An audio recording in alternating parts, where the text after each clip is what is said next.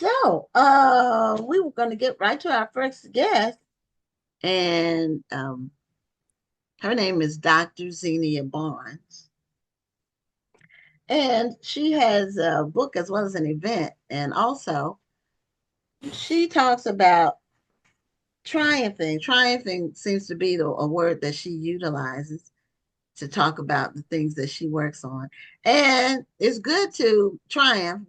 We're supposed to be overcomers and triumph over any adversity that we encounter. And so she's going to tell us why she picked that as her theme and about her books. So, Dr. Xenia, welcome to Black Authors Matter TV. Thanks for having me. Good evening. I hope you're having a lovely day. Well, We thank you are. for being here. Thank you. No, are you joining us from Brooklyn? Yes, I am. Brooklyn, New York.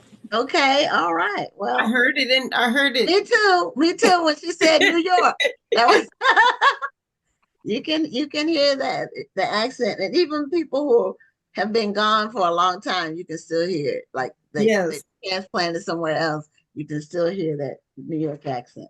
So tell us about your work with triumphing and why you picked that as your theme. I'm awesome. So again, my name is Reverend Dr. Xenia Barnes. I am an author, speaker, and social behavioral scientist.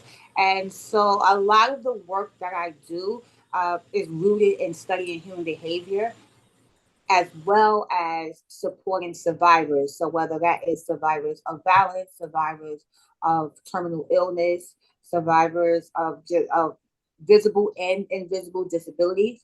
So in doing so, I wanted to structure a framework that helps individuals navigate through their process when they're redefining what their life looks like after being diagnosed or even after re-engaging back into the workforce after experience going through a traumatic experience, which is the reason why I say triumph, right? And because I want to redefine not only what trauma is, but also redefine what triumph is. Most people, when they think about triumph, they think about big celebratory things. They think about prizes and trips and lavish things.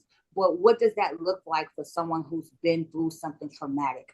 And triumph in the trenches is about identifying what your triumph is, whether it is the small wins to get to a bigger win, or whether it is you just acknowledging where you are and your self determination to want to push the will to do better. And so that's why I use triumph a lot, which aligns with my framework from trauma to triumph. One Okay. thing about dealing with trauma is that many people deal with it differently, and the timeline for getting to that triumph can be different for different people. Is that something that you address in your book?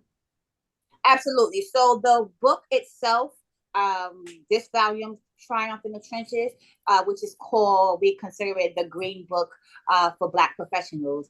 It is an anthology, which is myself and 9 other Black professionals from different professions.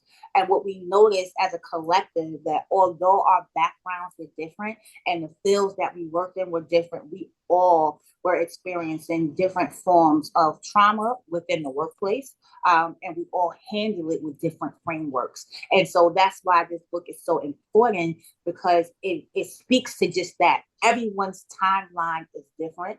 Everyone handles situations and trauma differently, yet we all want the best for ourselves. And so each author came up with their own framework of how to navigate in those spaces of breaking barriers of systematic oppression, breaking barriers of, like my chapter speaks on disability, invisible disabilities in the workforce. And so that what that traumatic experience looks like, sounds like, and feels like in the workplace, but it also gives you different steps. It's like a structure, a framework that you get to navigate through wherever you are within your experience and where you are on your pathway to your triumph.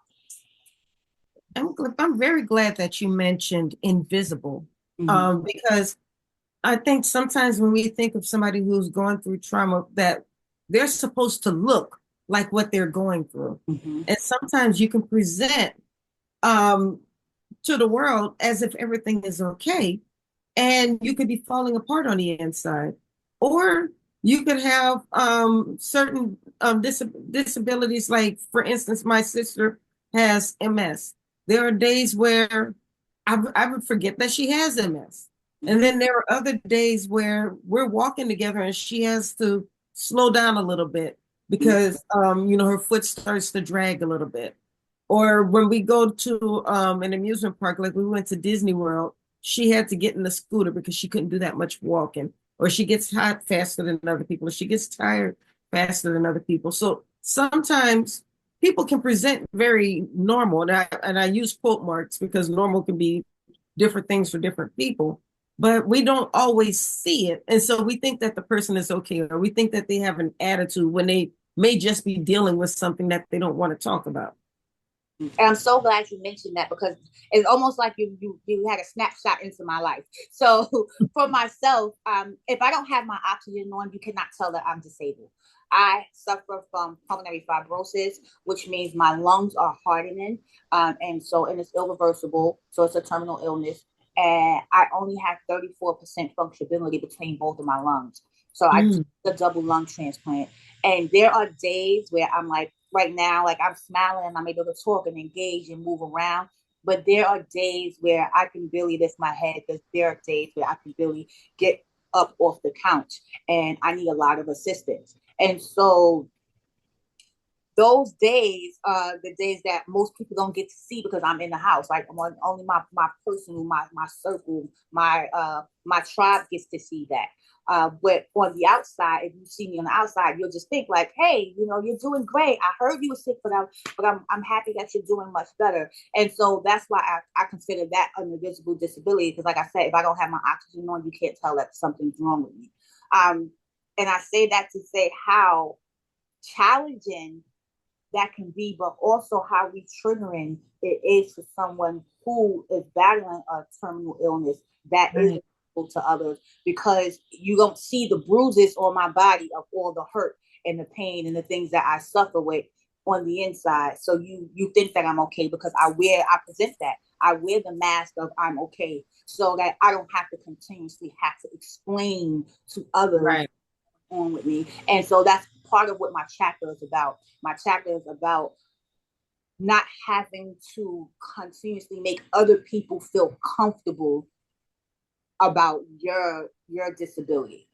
Makes And a lot of as someone who is battling an invisible disability often has to navigate through that, and that's why they wear that mask of I'm okay, because it's exhausting having to continuously make others feel comfortable about your situation and what you're going through, whether it's terminal illness, whether it's mental disabilities, whether it is a breakup from a relationship, like it doesn't like whatever your trauma is, it's your trauma, and you shouldn't have to make others feel comfortable about your trauma because you're living it. It's yours. Exactly.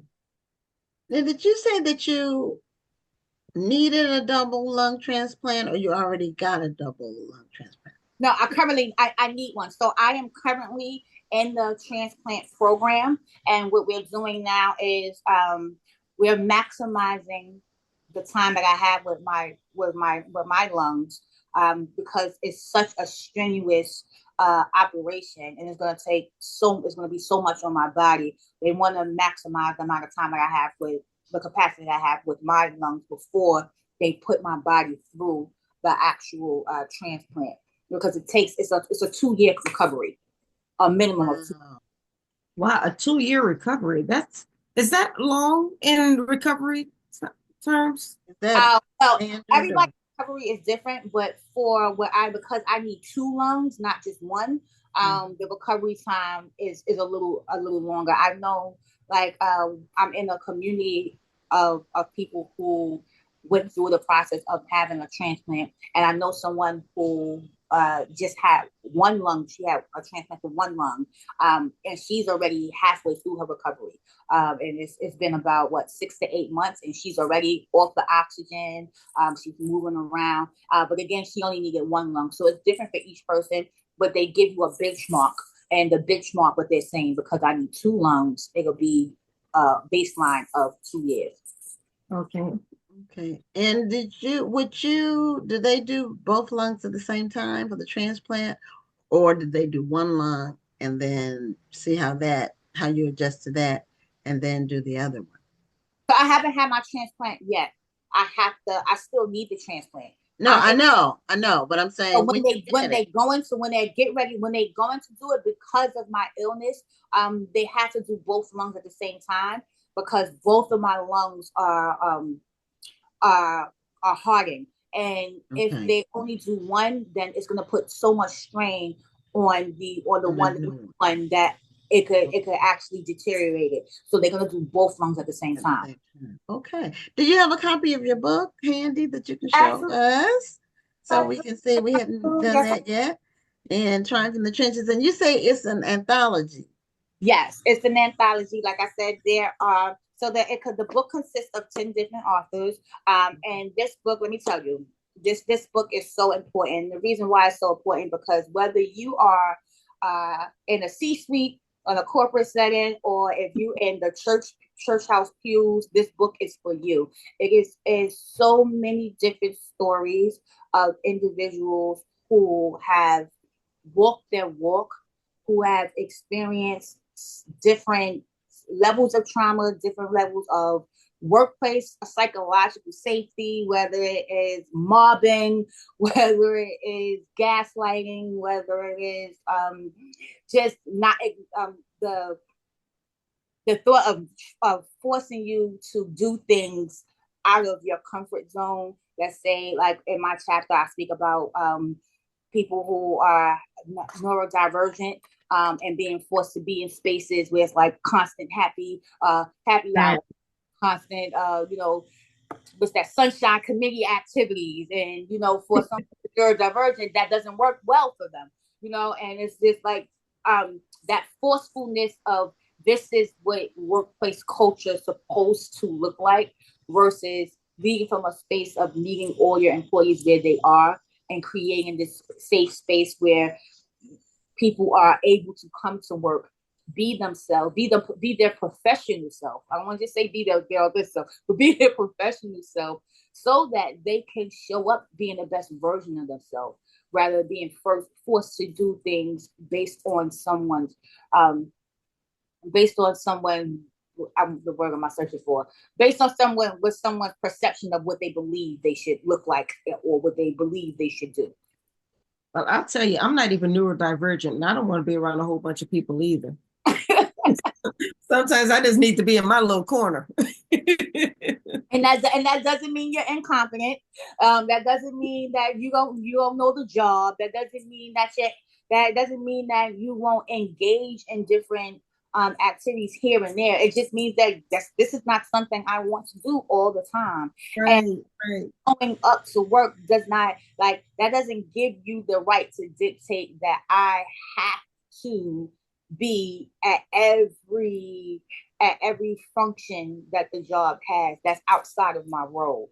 It doesn't give you access to my personal authentic self. It gives you access to my professional authentic self, but not my personal. And so in the book, I speak about that, the difference between the two, being that your personal is for your people who earned that, your nuclear net, your family members, your close friends, the people who have earned your trust. Where your professional authenticity is about you showing up, being articulate, being able to be competent, and being able to do the work that you're assigned to do, the work that you signed on when you said, okay, I'm signing this handbook, uh, I'm signing this professional handbook, and I'm clocking in every day. This is what your professional authentic person is.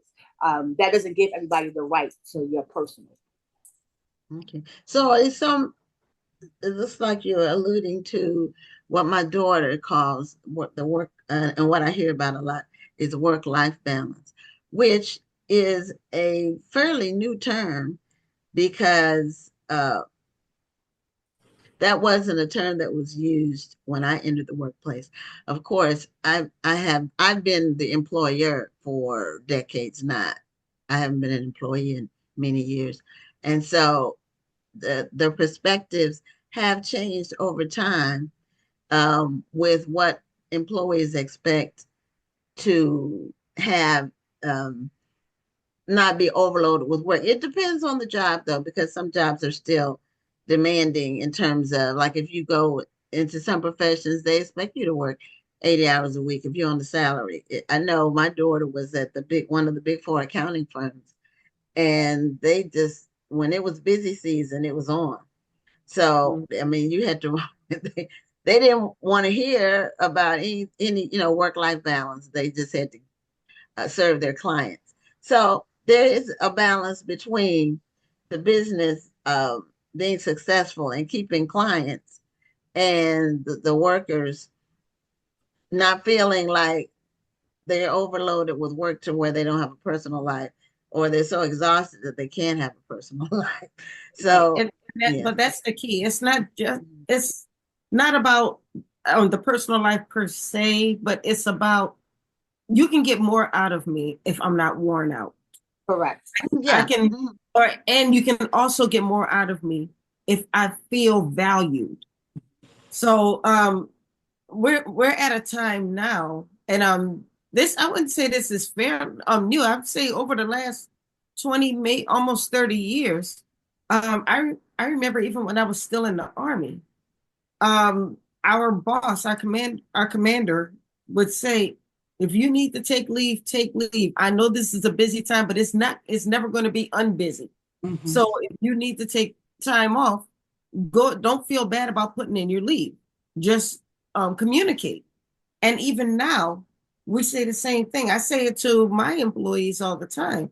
If you need to take time, take the time. Just communicate with me. Don't just take your day off, and then you have a whole bunch of things hanging in the balance, and then people come asking me what's happening with this and that, and I didn't know you didn't finish it.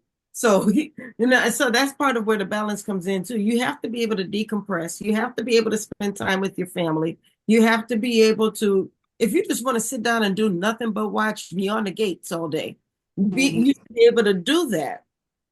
I haven't seen Um, that one. oh, girl, I hear that's about it. I hear about it, but and, I and so and what you're talking about, that is leading from a trauma informed place. That's leading from a place of understanding where if I burn you out, I'm going to get less productivity from you. Then right.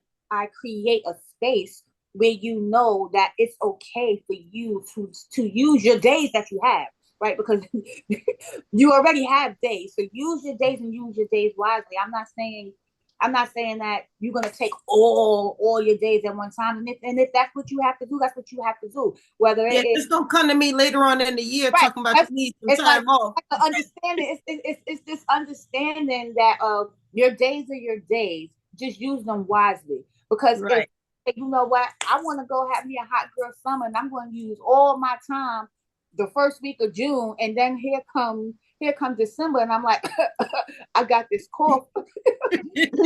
I need to understand that I use my days, and now that cough, it might have to be an unpaid day because I used all my days already. I'm not saying that you can't take it off, but I just need you to understand that you already used those days. But Right.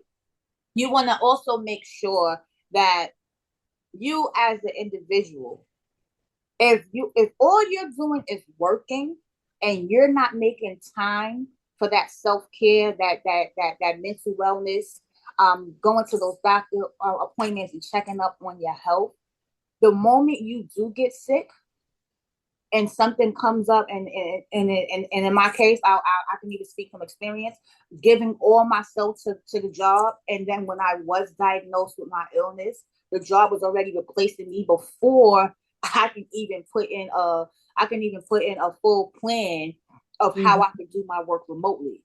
They were already like, all right, we have somebody in that place.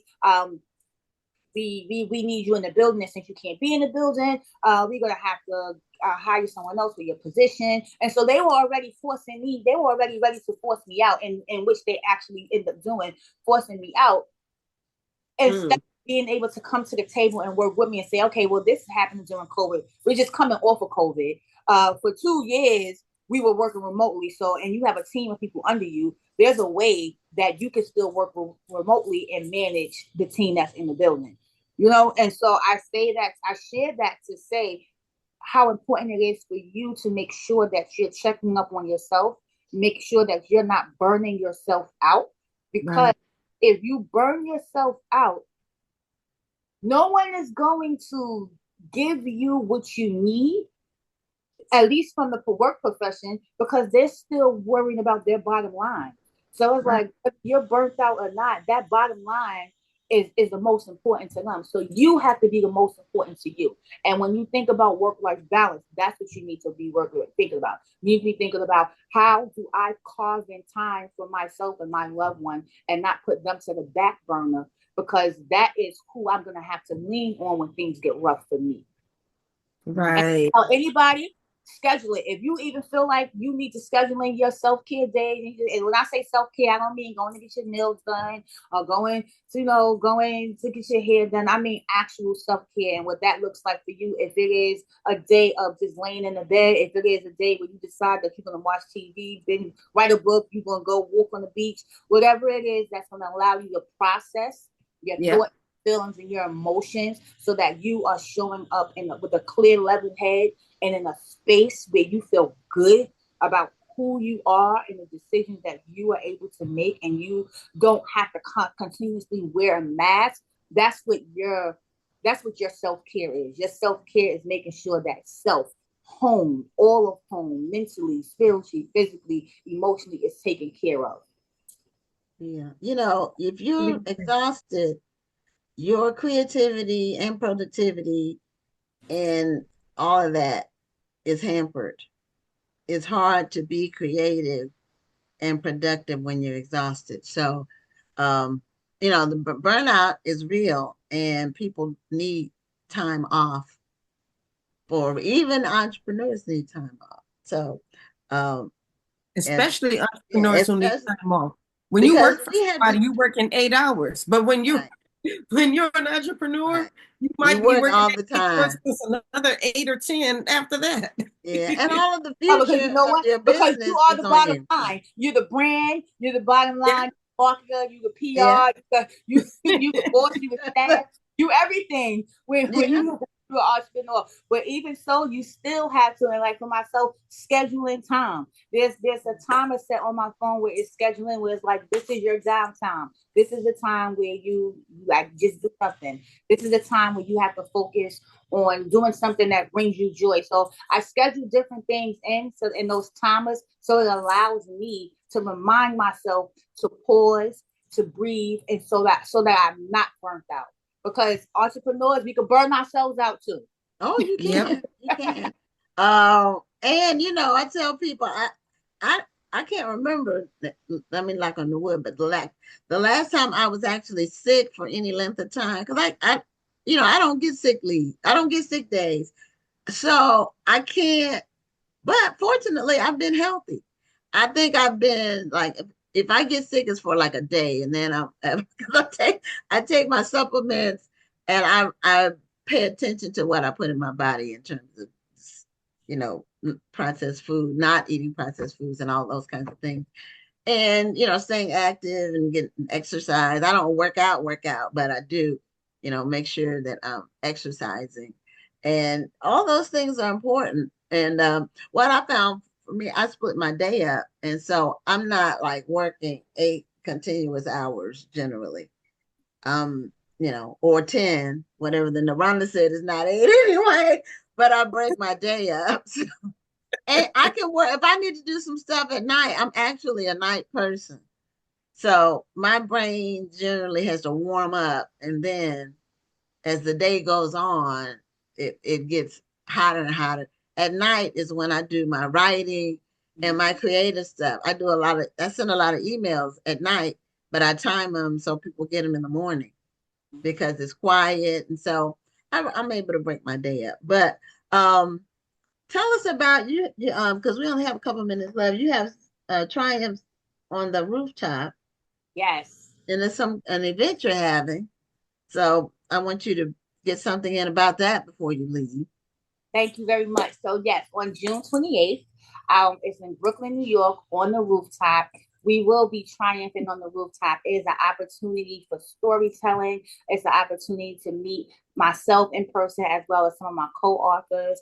And we will just be joined with truth telling. We'll be joined with showing you different tools and strategies that you can use to be able to navigate the systems and the structures that you need to, so that you too can triumph as well. There's going to be music, food, gifts given away. It's just going to be such a great time. We are redefining what triumph looks like, and we are redefining what trauma is and how you face it. So again, it's going to be on June 28th in Brooklyn, New York. You can go to my website, which is www.xeniabonds.com to purchase your ticket. And it's going to be a bunch of joy, just a great space so that everyone can elevate in success. Well, we did put both of your websites, your book link as well as your website in the chat. So we hope everybody will click those links and support not only the book, but the event as well. And show us the cover one more time for the book. And let me tell you how awesome this event is. When you get your ticket also covers a signed copy of the book. So you'll get, the book will be there for you. So yes, your book can be signed. And like I said, it's not only myself, it's some of my co-authors as well. So you'll be able to get multiple signatures. You can have them sign their chapter. You'll be able to take photos. It's just going to be a great time. And that's on June 28th. Okay, wonderful. In Brooklyn. Okay, well, thank you so much, Dr. Xenia. Let me make sure I'll be remiss if I didn't say time, from 12 to 4 p.m. Oh, okay. 12 and the date is a Saturday. Is it a Saturday? Yes, that's a Saturday afternoon. So you still have time to go hang out with the family afterwards, but you can do something for yourself earlier in the day. There you go. Okay. Thank you so much, Dr. Xenia. It's been a pleasure meeting you and talking with you. Oh, thank you for having me, and thank you for sharing your platform. No, you want, and best wishes on you getting your lungs. Thank you so much. Yes, best wishes. Thank you. All right. Thank you. Have a great night. You do the same. Okay. Okay.